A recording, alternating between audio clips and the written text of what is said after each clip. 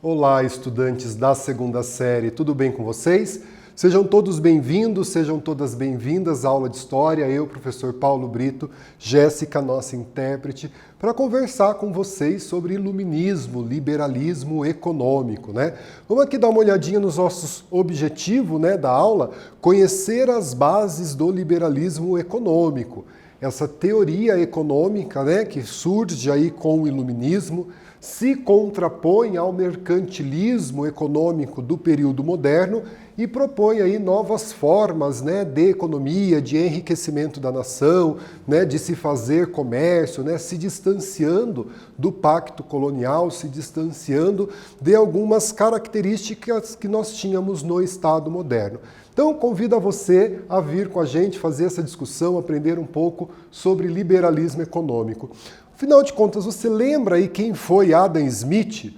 Você sabe dizer qual era a sua afirmação em relação ao trabalho, né? Então vamos dar uma olhadinha aqui, né? Adam Smith foi um filósofo, economista escocês aí no contexto do iluminismo, né? No século XVIII, que publica os seus estudos sobre economia em uma obra, né? Uma investigação sobre a natureza e as causas da riqueza das nações, né? É um compêndio, aí um livro que vai trazer para a gente, né, bases da economia, da riqueza das nações, se contrapondo à política mercantilista tão comum no século XVI, XVII, início do século XVIII. E o Adam Smith, ele afirmava que só a riqueza, né, que o trabalho cria a riqueza e não o comércio, como acreditavam os mercantilistas, ou aí que a riqueza de uma nação estava pautada na agricultura, como afirmavam os fisiocratas. O Adam Smith, então, vai propor para a gente que a riqueza de uma nação está pautada no trabalho. Quanto mais uma nação trabalha, mais essa nação vai se enriquecer, se afastando aí das ideias mercantilistas e até mesmo das ideias fisiocratas, né? O Adam Smith pertenceu aí, então, à escola do liberalismo econômico. E aqui, ó, você já ouviu falar das grandes promoções do comércio, né? Como, por exemplo, a Black Friday, que acontece aí lá no mês de novembro. Por que será que acontecem essas promoções? Você já discutiu um pouco sobre ela? Qual o objetivo dessas promoções, né? Muita gente aí espera, né, a Black Friday chegar para comprar aí os seus produtos, né? Ter aí um desconto maior nesses produtos. Será que existe alguma lei do governo, né, obrigando o comércio a fazer essas promoções? Será que é o governo que regula essas promoções ou é o mercado, né, através da lei da oferta e da procura, que propõe essas promoções, né, para aquecer as vendas, aumentar as vendas do comércio? Então vamos refletir também aí sobre essas promoções, né, que o comércio, as indústrias, o setor de serviços faz. Além da Black Friday, temos outras promoções aí ao longo do ano, né? Então aqui, ó, segundo Adam Smith, cada nação deveria se especializar em produzir aquilo que conseguisse fazer de melhor, né? Então, se especializar no trabalho. Lembrando que para o Adam Smith é o trabalho, né, que enriquece a nação. Estudar, portanto, os princípios do liberalismo econômico é importante para que a gente entenda, né, o sistema econômico atual. Afinal de contas, a política liberal proposta por Adam Smith no século XVIII, ela vai sendo reformulada, né, ao longo do século XIX ao século XX, e hoje nós aí temos uma política liberal acontecendo principalmente nos países ocidentais, nos países de economia capitalista. Beleza?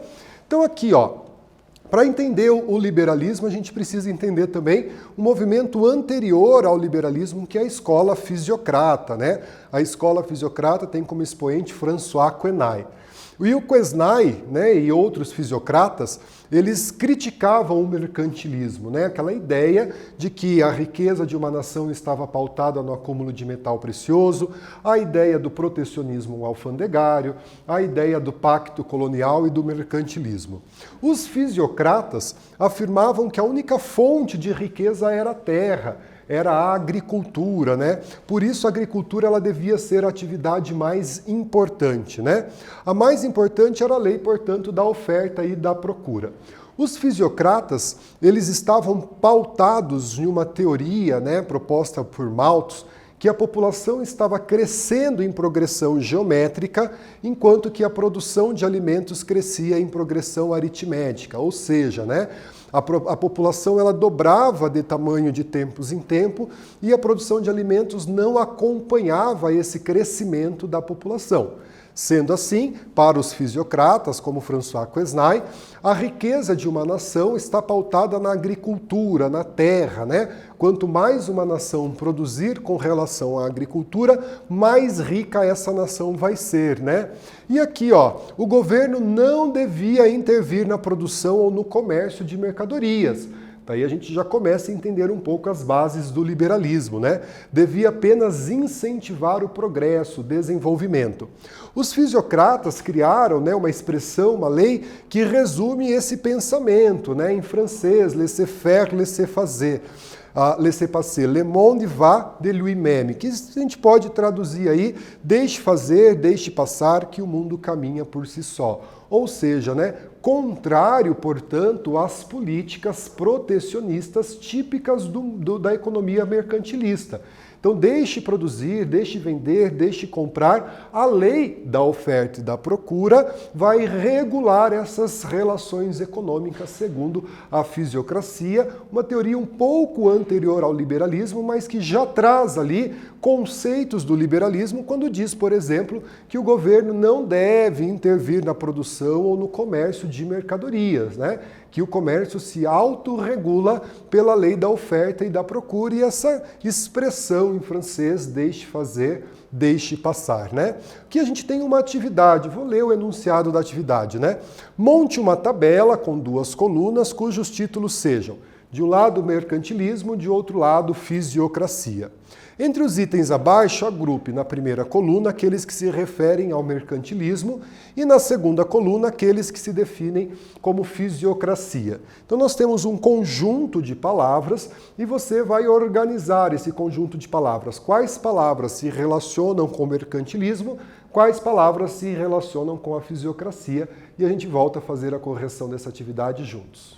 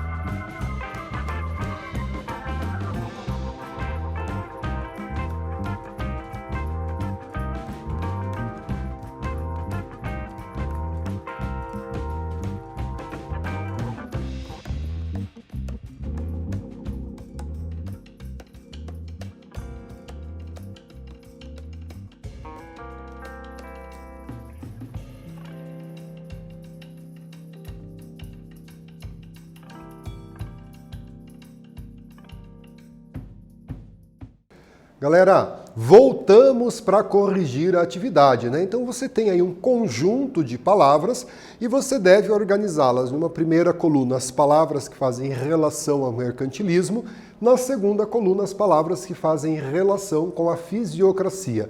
Vamos ver como fica então a nossa correção, né? Então aqui, ó, mercantilismo, né? Quais palavras nós vamos pôr na coluna do mercantilismo? Intervenção do Estado, século XV a XVIII, monopólio, protecionismo e metalismo como riqueza da nação.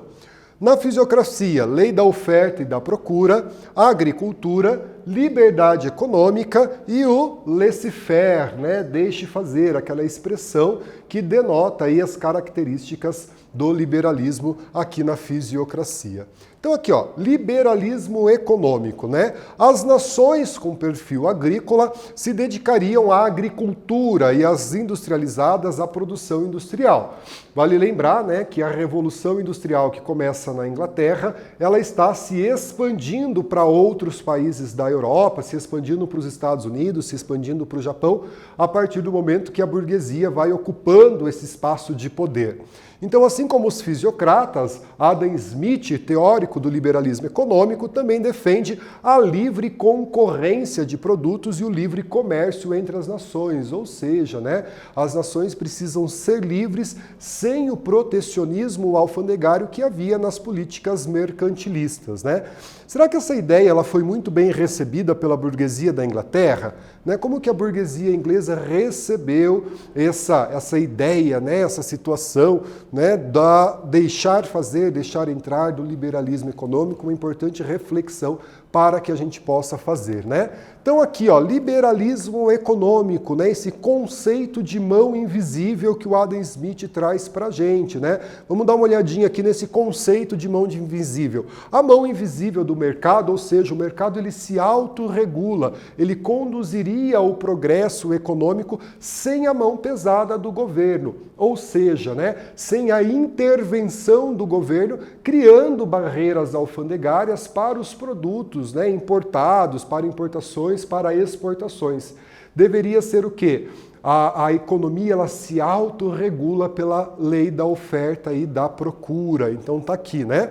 Então o governo ele seria responsável somente pela manutenção da ordem, preservação da paz e a proteção à propriedade privada, né? Sendo aí a proteção à propriedade privada também uma das defesas do liberalismo econômico e do liberalismo político, né?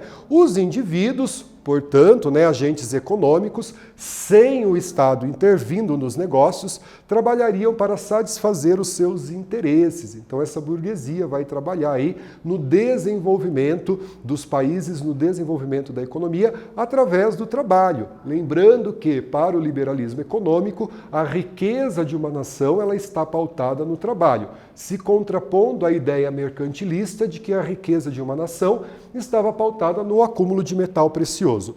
A soma, portanto, de todos os trabalhos realizados produziria, sim, a riqueza de uma nação. Então vejam aí, né, essa síntese da economia liberal, né, de como que um Estado se enriquece, de como que essa nação se enriqueceria, qual seria a riqueza dessa nação, pautada, portanto, no trabalho. Então vamos dar continuidade aqui, pessoal. Liberalismo econômico, né, defesa do trabalho assalariado e livre. Tá? Então vamos defender um trabalho assalariado, vamos defender o trabalho livre, mesmo nesse contexto de escravidão, né? Os liberais entendiam que a formação de um mercado consumidor, ela era aí a partir de que não houvesse a escravidão. Como que essas pessoas que trabalham em regime de escravidão iriam consumir os produtos, né? Então eles defendem um trabalho livre, defendem um trabalho assalariado, se contrapondo a esse processo de escravidão que existia, por exemplo, nos países aqui da América, entre eles o Brasil.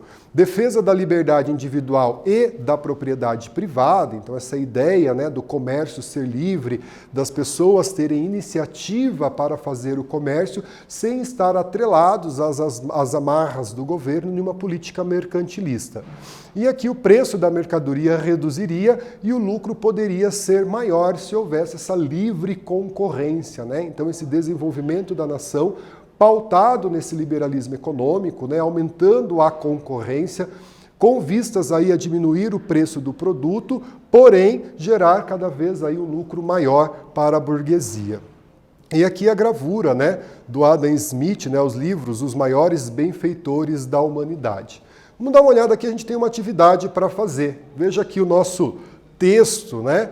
O liberalismo afirma convictivamente que o mundo seria melhor, mais justo, racional, eficiente e produtivo se nele reinasse soberana a livre iniciativa, se as atitudes econômicas dos indivíduos e suas relações não fossem limitadas por regulamentos e monopólios estatais ou corporativos.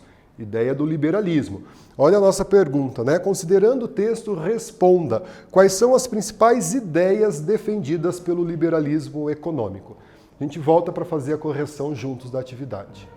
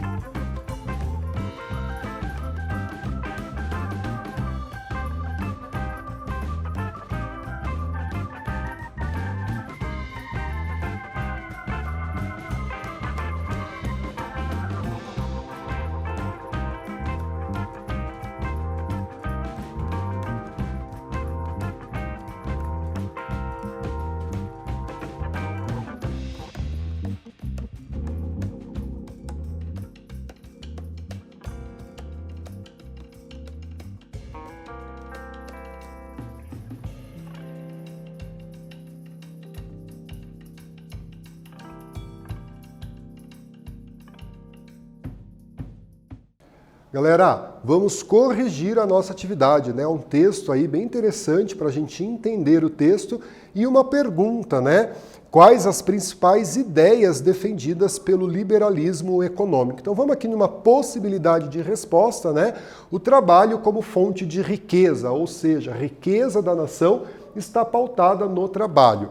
A liberdade de concorrência, a defesa do trabalho livre e assalariado em oposição ao regime escravocrata, defesa da liberdade individual e da propriedade privada, criticava a intervenção do Estado na economia, pois o mercado seria capaz de regular a produção da riqueza, né?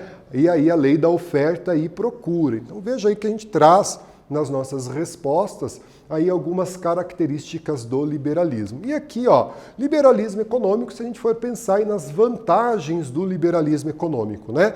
Diminuição do gasto público, né? Essa terceirização de alguns serviços que ficariam a cargo do Estado passam então a ser administrados pela iniciativa privada, diminuição do gasto público.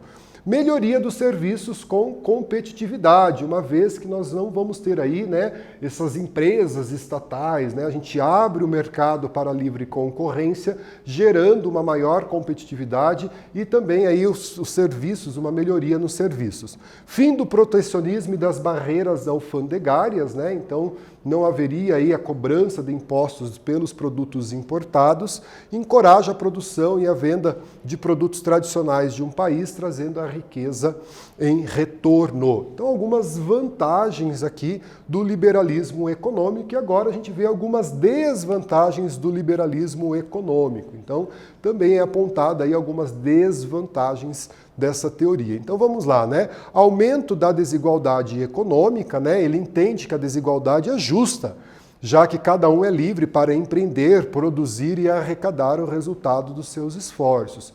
Então, uma desvantagem é o aumento dessas desigualdades econômicas dentro do país, uma vez que cabe, né, a iniciativa da pessoa, ela é livre para produzir a sua riqueza. Contraposição dos interesses particulares em relação aos interesses coletivos, né? Então, a gente coloca os interesses particulares à frente dos interesses coletivos. Então nós temos aí as vantagens do liberalismo econômico, as desvantagens do liberalismo econômico, assim como nós vamos ter em outras teorias econômicas também, né? As vantagens e desvantagens em outras teorias econômicas. Convido vocês agora para a gente fazer mais uma atividade. Então olha aqui, né? Sobre o liberalismo econômico, preencha o fichamento. O que é solicitado, né?